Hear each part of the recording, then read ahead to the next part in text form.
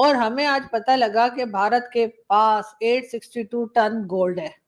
भारत की जो DGP growth है वो 8.2% बढ़ गई है। अगर आप लोग सीरियस हों और मजाक ना चल रहा हो और आप लोग अगर अखंड भारत का सोचें, तो अगर ये सब कुछ हो गया और पाकिस्तान और भारत एक हो गए तो ये सारा का सारा माल हमारा होगा। ये मुझे ख्याल आ रहा था। क्यों डॉक्टर साहब, क्या कहेंगे आप? कुछ कहने के लायक छोड़ा ही नहीं आपने। एक तो ऐसे बुरे बुरे ख्याल आ रहे हैं आपको भाई, मलबा मुबारक। देखें, नहीं, अच्छा आइडिया है वैसे। देखिए आप समझे ना, भारत ज्ञान की धरती है और भारत को सोने की चिड़िया या wealthiest country in the world, आज ये हमको थर्ड वर्ल्ड कंट्री कहते हैं। मेरा ना खून जो है वो खौल करके फिर ठंडा हो जाता है इस बात को सुन करके कि आज कई मैंने स्कॉलर्स को देखा है वो भी कहते हैं इंडिया एक थर्ड वर्ल्ड कंट्री। इससे बड़ी बेवकूफी कुछ नहीं हो सकती कि आप इंडिया को थर्ड वर्ल्ड कंट्री कहें। जो कंट्री ने दुनिया को ज्ञान दिया, विश्व को ज्ञान दिया, आयुर्वेद हो, गणित हो, अर्थशास्त्र हो, योग हो, मेटलर्जी हो, आर्किटेक्चर हो, उस कंट्री को अगर कोई थर्ड वर्ल्ड कहे तो बड़े दुख की बात है। आपने कहा कि हमारे यहाँ 862 टन सोना है। आपको पता है भारत का हर एक आदमी हीरा और हर एक महिला पन्ना है। भारत का हर एक बच्चा सोना और भारत का हर वो बच्चा जो पैदा होने वाला है वो चांदी है। सो हम लोग खुद एक अपने आप में खजाना है। हमारे खजाने ये कोई मैटर नहीं है, मटेरियल्स और ये रेयर अर्थ और सेमी रेयर अर्थ और सेमी कंडक्टर और ये तो ठीक है, ये चलते रहेंगे। लेकिन जब तक भारत के लोग अपनी जमीन से प्यार करते रहेंगे वो सोना अपने आप बना लेंगे उसको, वो क्योंकि ये लोग सोना है, यहाँ का ज्ञान सोना है, यहाँ की सोच सोनी है, यहाँ का जो समझिए मिट्टी वो सोना है, मिट्टी का जर्रा जर्रा सोना है। तो सर वो जो असल सोना रखा हुआ है वो हमें दे दीजिए सर, आप लोग बाकी का सोना रख लीजिए। आपको सिर्फ एक चीज देंगे हम लोग और वो है, क्या कहते हैं उसको, बाबा जी का ठुल्लू। और कुछ नहीं देंगे। आप लोगों ने इतना नुकसान किया है इस देश का, ओफो, इतना नुकसान किया। जब से आप बने हैं, लड़ाई झगड़ा मार पीट टेररिज्म झूठ मक्कारी, क्या क्या नहीं किया। क्या कोई ऐसा संबंध किया कि आपको हम रिटर्न गिफ्ट में दे देते? मेरी बात मानिए, देखिए भारत ने मालदीव को की सहायता की, भारत ने अभी हमारे अफगानी भाई बहनों के लिए इतना ज्यादा मेडिसिन भेजी है, वहां पे जो अभी परेशानियां आई थी उसको देते हुए हमने वहां पे अपने भाइयों बहनों के लिए अन्न भेजा है। हम हर जगह भेजते हैं। आपको तो हम ऐसे ही सोने से लाद देते हैं, आपको दुनिया के सामने भीख मांगने की जरूरत नहीं होती आपको। आप खाली हमें अपना, चलिए अलग होना था, आप अलग हो गए थे, कौन सी बड़ी बात है।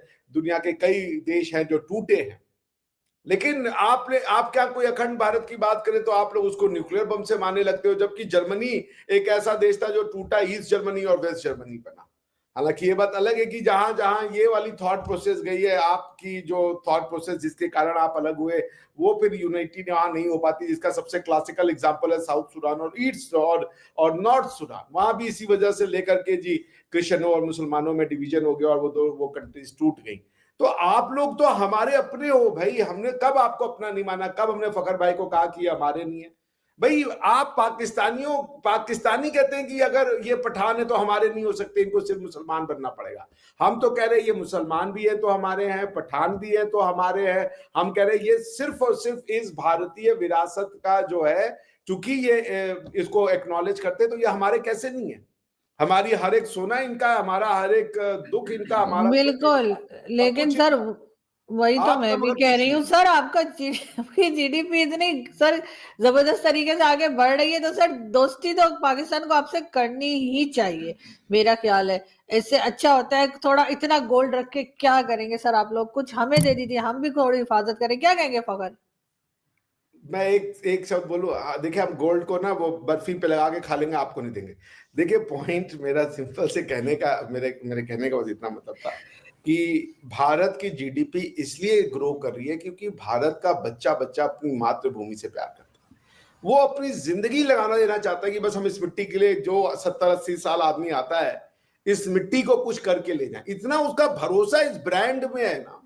भारत क्या एक ब्रांड है, भारत एक आइडिया है। इस आइडिया में उसका इतना विश्वास है, अटूट विश्वास है कि हजारों साल से इस विश्वास को जीवित रखने के लिए वो लड़ता रहा, वो मरता रहा, वो कटता रहा, लेकिन इस विश्वास को नहीं तोड़ा। इसलिए हमारी जीडीपी तो आप आने वाले समय में देखेगा, और जब हमारे पास प्रधानमंत्री मोदी जैसा कुशल और इतना अहम नेतृत्व है जो विश्व को नेतृत्व दे रहा है, यह हमारा तो सौभाग्य है कि प्रधानमंत्री जी जैसा एक विजनरी लीडर हमारे पास है। तो आप देखती जाइए 8.2 क्या बस 3-4 साल में $5 ट्रिलियन, उसके बाद बात करेंगे आपसे। दोस्तों देखा आपने किस तरह से आरजू काज़मी जी का कहना है कि जल्दी से भारत अखंड भारत का जो सपना है उसको पूरा कर ले और पूरा करने का मकसद भी उन्होंने बता दिया। उन्होंने बताया कि जल्दी से अखंड भारत का जो सपना है वो पूरा हो जाएगा और भारत के पास में जो इतना सोना है वो आरजू काज़मी जी का हो जाएगा। दोस्तों क्या है कहना, देखिए इन्होंने मज़ाक में कहा है लेकिन दिल में तो इनके हसरत है कि काश भारत और पाकिस्तान अलग ना हुए होते। मैं देखिए पाकिस्तान के कुछ ऐसे पत्रकार हैं जिनको मैं बहुत अच्छी तरह से उनको फ़ॉलो करता हूँ, उनकी एक-एक बात को सुनता हूँ। आरजू काज़मी है, बहुत सारे ऐसे आलिया जी हैं, बहुत सारे एक और पत्रकार हैं उनके शकील चौधरी जी। इन लोगों का कहना है कि भारत और पाकिस्तान का जो बँटवारा हुआ बहुत ही नाइंसाफ़ी हुआ। इन लोगों के अनुसार बँटवारा होना ही नहीं चाहिए था और आज ये लोग सोचते भी हैं। सिर्फ़ ये लोग नहीं, जो हमसे दुश्मनी रखते हैं, जो हम हिंदुओं से नफ़रत करते हैं, जो हमें काफ़िर कहते हैं, जो हम हिंदुओं को दिन-रात गाली देते हैं, वो भी अपने घर में अकेले बैठकर ये सोचते हैं कि 1947 में जो बँटवारा हुआ, वो काफ़ी ज़्यादा गलत था। क्योंकि आज जो पाकिस्तान की हालात है और आज जो इंडिया की हालात है, उसको मद्देनज़र देखते हुए हर पाकिस्तानी अकेले में एक बात तो ज़रूर सोचता होगा कि काश ये बँटवारा ना हुआ होता। आज पाकिस्तान जैसे भीख माँग रहे हैं पूरी दुनिया में, पाकिस्तान के लोगों की जिस तरह से हालत है, पाकिस्तान में लगभग 50 से 60% लोग गरीबी रेखा के नीचे जा चुके हैं। तो आज हर वो पाकिस्तानी इस बात को महसूस करता होगा कि काश 1947 में मोहम्मद अली जिन्ना ने देश का बँटवारा ना किया होता। आज भारत कहाँ पे जा रहा है? आज भारत चाँद पे जा रहा है, रॉकेट की स्पीड से तरक्की कर रहा है। वहीं पे पाकिस्तान को देखिए, पाकिस्तान दिन-प्रतिदिन गरीबी से गरीबी रेखा के नीचे जाते जा रहा है। देखिए, किसी भी देश की खुशहाली, किसी भी देश की जो तरक्की होती है, जब तक नीचे पायदान पे लोग जो बैठे हुए हैं, उनकी तरक्की नहीं होगी, तब तक किसी भी देश की तरक्की नहीं होगी। और मैं भी उसी पायदान पे बैठा हुआ हूँ।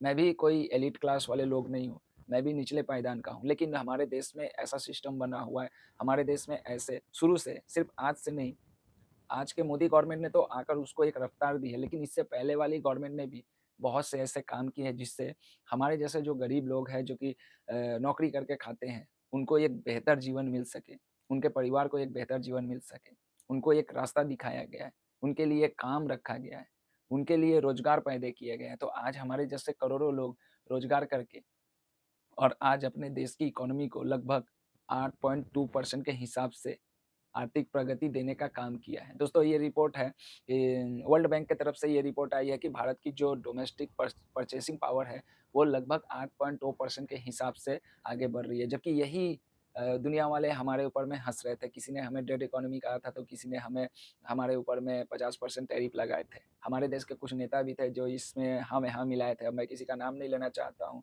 खैर ये सब एक अलग बात हो जाएगी। आपने आरजू काज़मी जी का वीडियो देखा, क्या है कहना दोस्तों कमेंट करके ज़रूर बताइएगा। जय हिंद, जय भारत, जय श्री राम।